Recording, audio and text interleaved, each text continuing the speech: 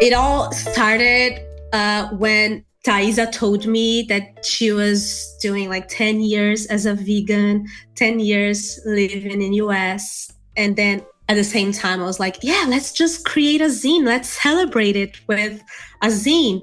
And then she was like, yeah, sure. And then we started to plan it. And then it turned into a book. And it became so much bigger than we thought it would be. But that's great because we learned a lot. So, and I think that idea came because I started to explore with an Instagram account where I shoot recipe videos, I photograph food, like whatever is on my mind, just like as an experimental space. And I always wanted to do a recipe book or to work on a recipe book. Welcome to Latinx in Power, a podcast hosted by Thaisa Fernandes. This isn't your typical marketing software ad because HubSpot isn't typical. It's marketing made easy. Turn one piece of content into assets for every channel. Convert leads in no time and get a crystal clear view of your campaign performance. HubSpot can do all that and get your results fast, like double your leads in 12 months fast. See? Told you this wasn't your typical software ad. Visit hubspot.com/markets to get started free.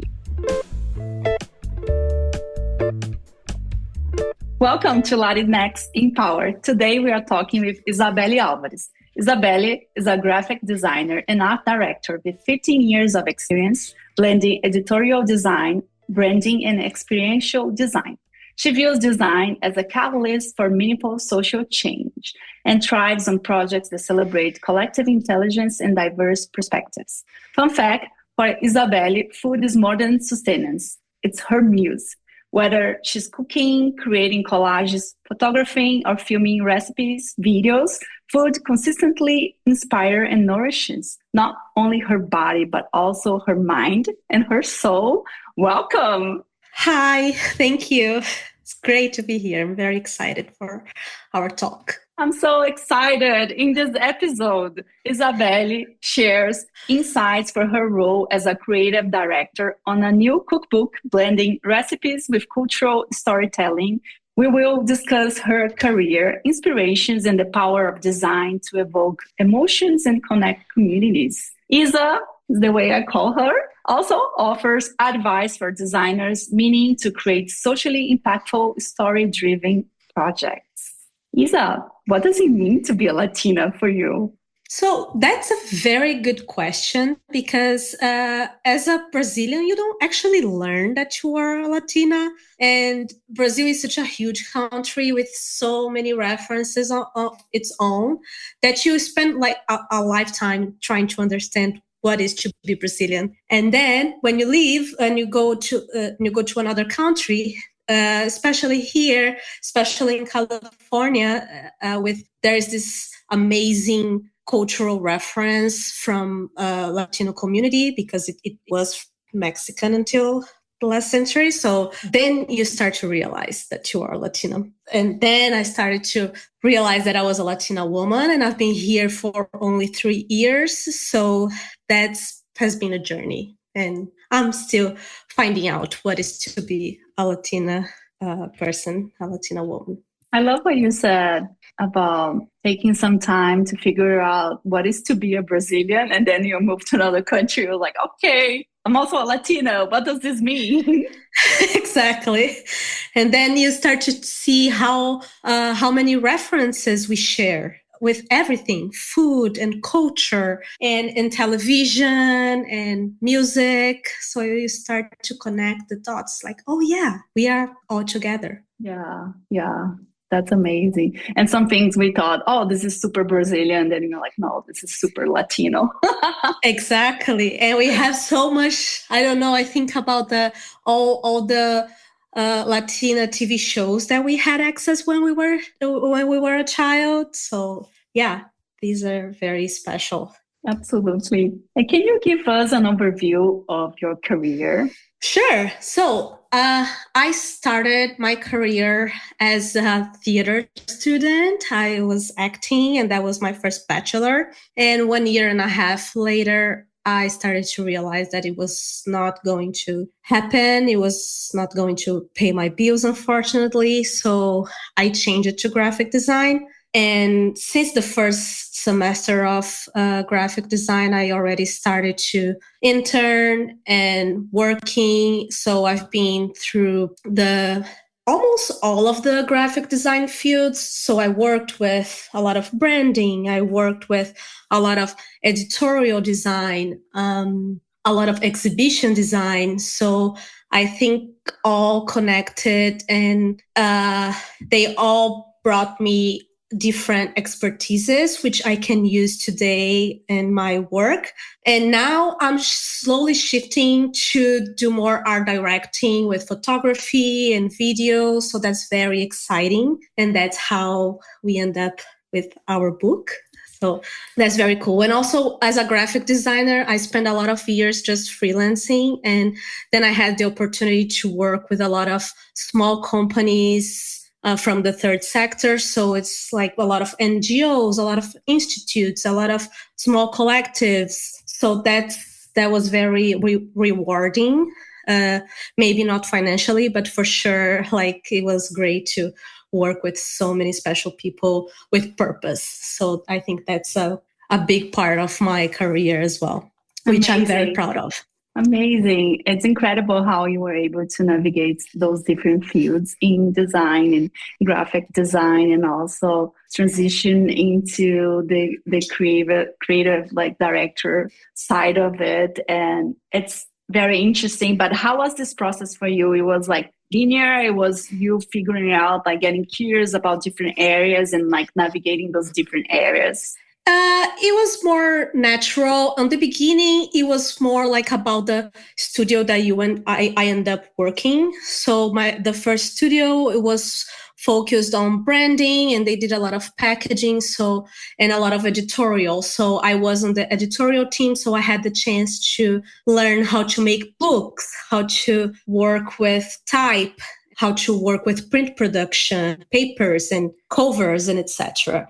So after I went to this place where there was a even bigger focus on editorial design, but there were also a lot of exhibition design. So I had the experience to go to places and learn how to like do print production for big events, for big exhibitions. So that's something that I bring with me as well. And I think the art director part was more like me, what my interest. So I started to get a little bit tired of graphic design.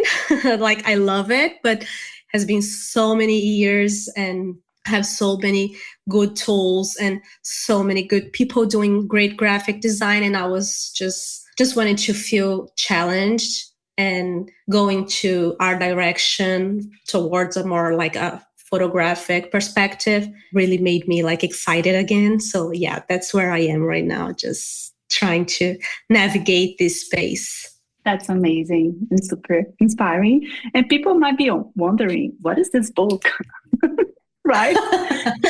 What is happening? And I think when this episode is going live, the book is going to be launched, but long story short, Isa and I, we have been working together for the past year to launch a cookbook. The name is Vegan Anniversary in the Bay Area. Isa did all the art direction, the photographies, like everything. I created the recipes and the story that follows the book.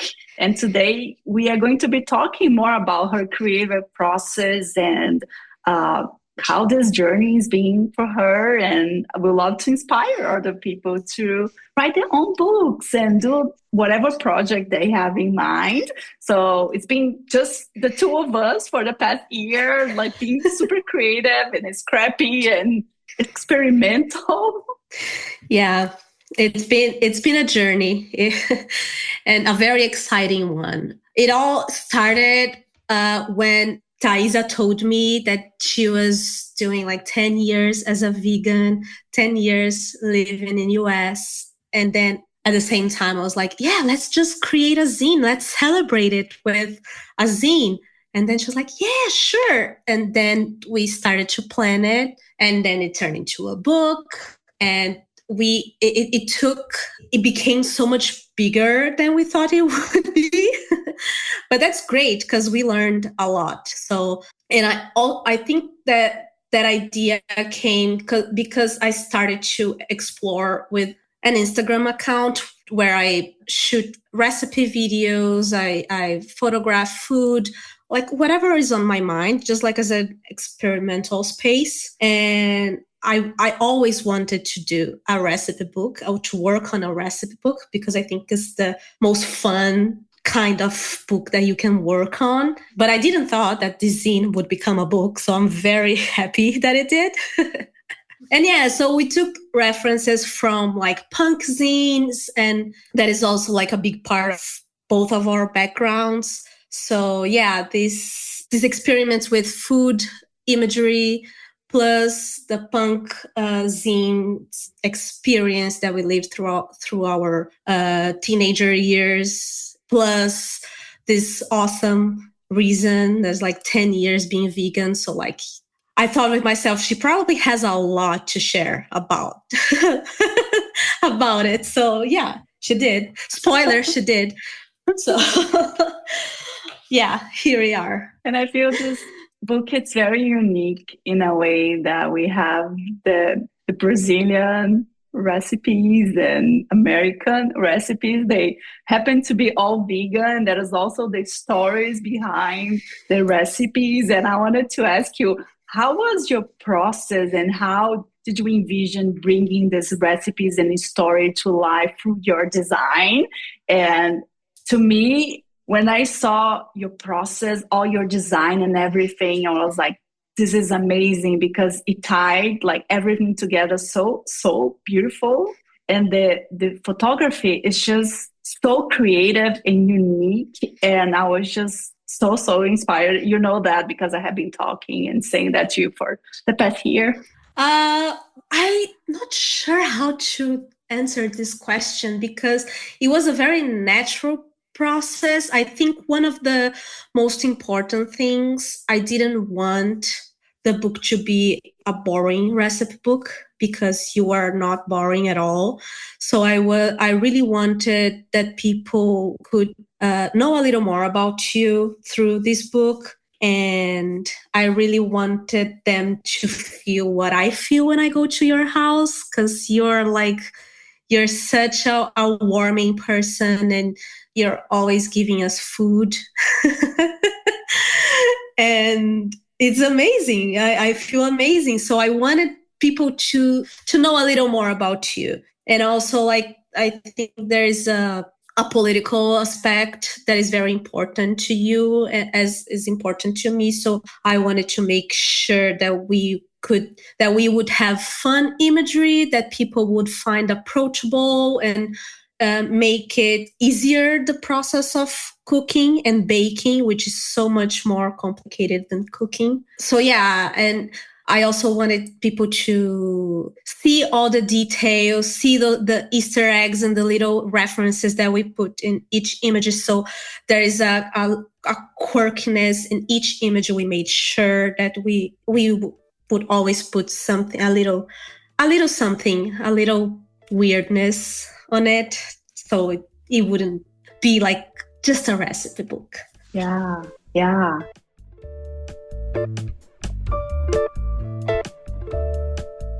Inclusion and Marketing is hosted by Sonia Thompson. It's brought to you by the HubSpot Podcast Network, the audio destination for business professionals. Inclusion and Marketing digs into important topics like belonging, customer experience, and diversity, and how you can practice inclusive marketing authentically. Because when you lead with inclusivity, you win the attention, adoration, loyalty, and trust of a broader group of consumers. Listen to Inclusion and Marketing whenever you get your podcast.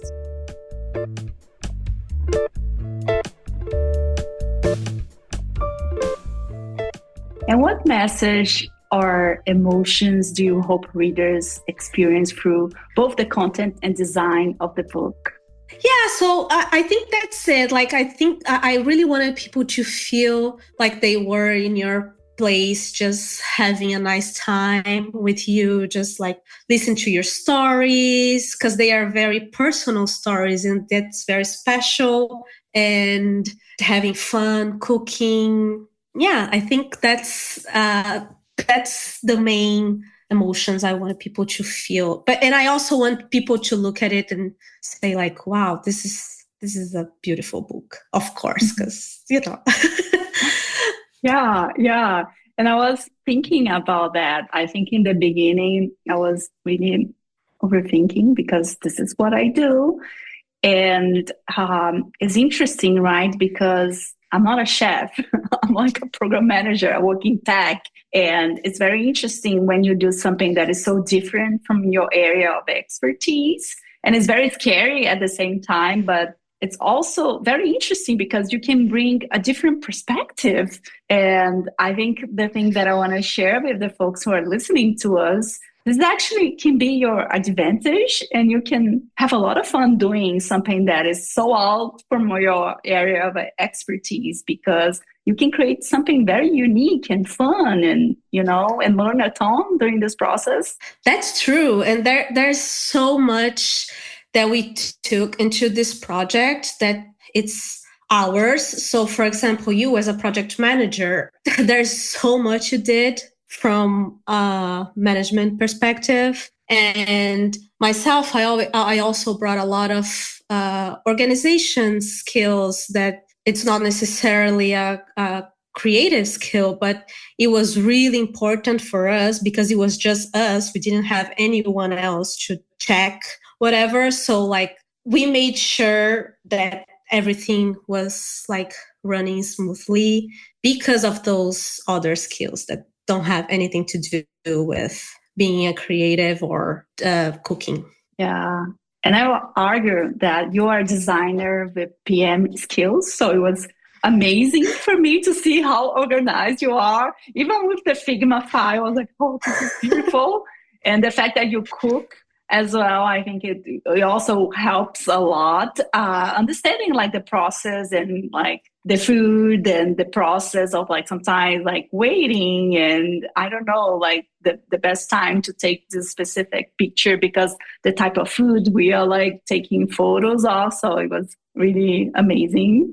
Yeah, that was really, really cool to think about the photo concepting based on your stories and taking one detail and like, oh, maybe we can use this and turn this little detail into a big thing that would be the whole photo concept. That was really fun. Yeah.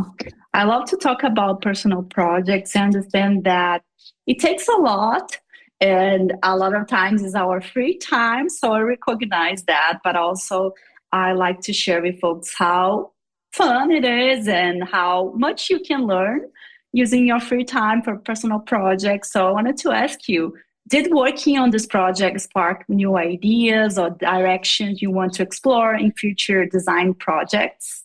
Absolutely. I learned so much throughout the process, even technically about photography, because I am not a photographer. So it was just a do-it-yourself spirit that made me do all the imagery, because we couldn't go after a photographer. We couldn't hire a photographer, and we were so excited to do it. And I was like, yeah, let's do, I can do it.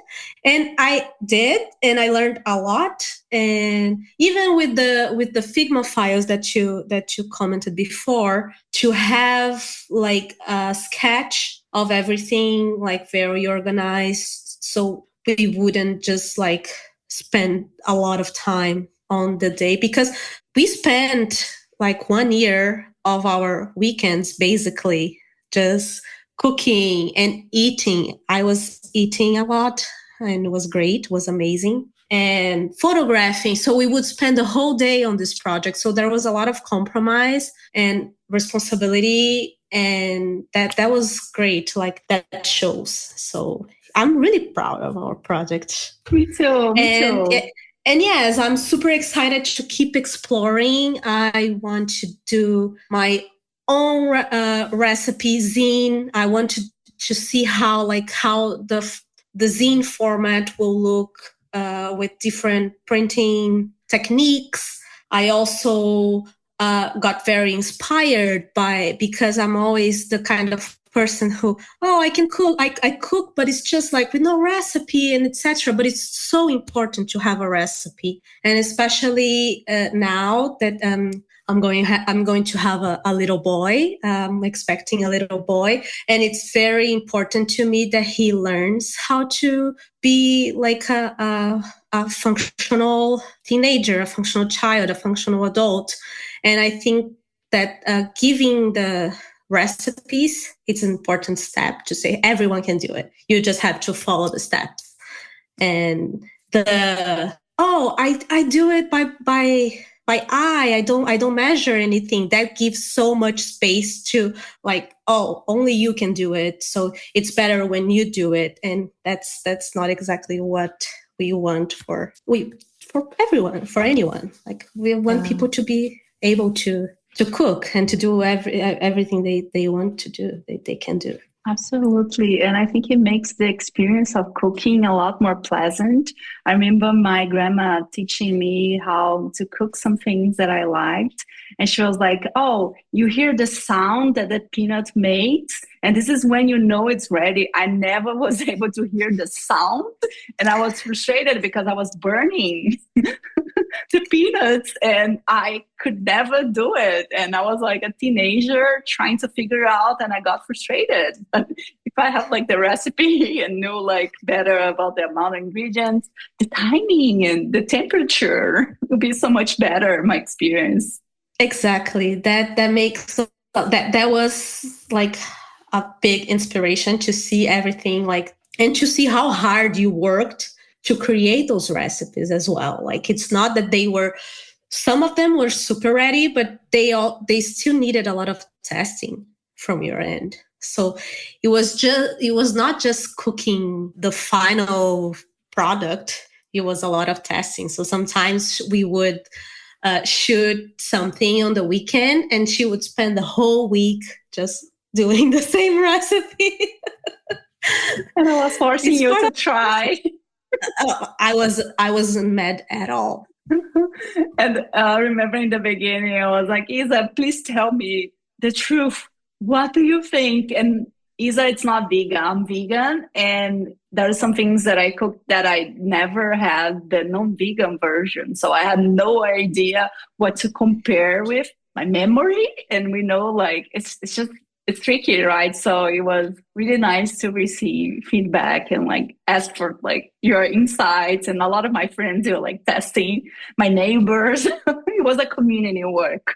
Yeah, and I think that's super cool as well, like the feedback part, because we had to exercise our muscles of feeling uncomfortable, because we don't like to be unpleasant or like making people uncomfortable, but you have to, it's part of the process, like to be really honest, so we could come up with a really good recipe, right? So I think that connection brought us closer, and that was really like another pro point of the whole process. I think you started to answer my next question already. What advice would you give to designers who like to work on books or projects that combine storytelling and social impact? So I would just say to do it, to have a schedule. That I think that was really important.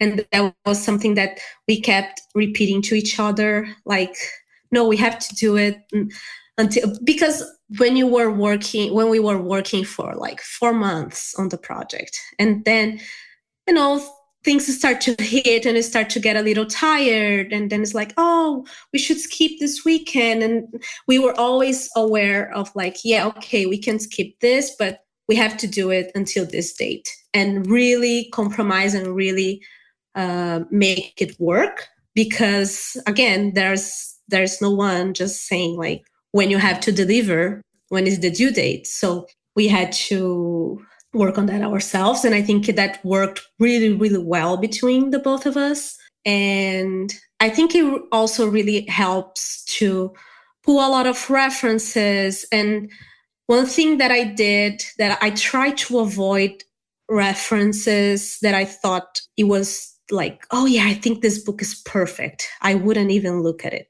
because I was afraid that it would influence me too much. So I had like different references and not looking just one place, not looking just at one thing, just collect references from everywhere, anywhere, all the time, to have like a, to train your eye to find those references in different places and keep your files organized.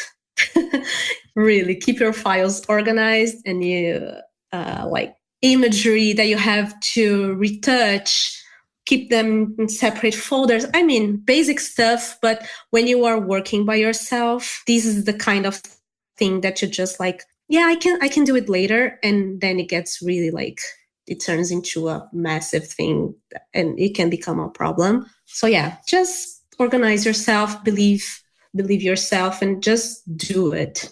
May not look perfect, but it is what it is, and it will look better the next time. And that's how you evolve, you know? Yeah, that's a really good advice. And which resource helped you in your journey that you want to share with us today? So I've been loving to live in Substack. I'm loving this comeback of the newsletters, this blog post format, smaller communities. So I've been there a lot and I collect a lot of references from there. Pinterest, of course, but Pinterest turned into like a place where people drink from the same source a lot. So I try to avoid it a little bit. I also always have Bon Appetit magazines at my place a lot. I subscribe them, so I love it. I love their imagery. I think this is a very great reference as well. Yeah, movies, anything, movies, punk scenes, and records and books. Sometimes you're reading like a book and it describes a feast, a dinner, or something, and then you can take some ideas from that. I don't know, just anywhere. Love that. This is amazing. We are going to link to the description of this episode where you can find the book so you can take a look and maybe buy it. And Isa, this was amazing and so inspiring. I'm going to leave the last minutes for you to share anything you want to share and where people can find you. Well, so you guys can find me, my portfolio, you can find in izabellealvares.com. And there you can also find this project that I've been working on, that is just like experimental space with a lot of food imagery, some food recipe videos. It's very mixed. Don't judge me. I love it. It's my safe place there. So yeah, you can find me there. And yeah, I'm trying to not be online too much. So yeah, you can just find me on those two places. Amazing. And it was great, Thaisa. It was so great. I told you that before, but working with you was so special. I'm really glad we did this together. I'm really glad we have a book to call our own. And yeah, I'm so excited to the launch, to the official launch. Me too. We are recording some few days before the official launch. I'm trying not to get emotional here, but I'm so grateful for you saying, let's do a zine. And then we were like, yes, let's do this. And then, yeah, it grew. And I love that we are being overachievers all the time and wanting more, and it was so fun, and it's been incredible, and we are going to remember this forever. I love that. Yeah, that's true. Thank you. Thank you. That's it for today, everyone. Thank you so much for your time.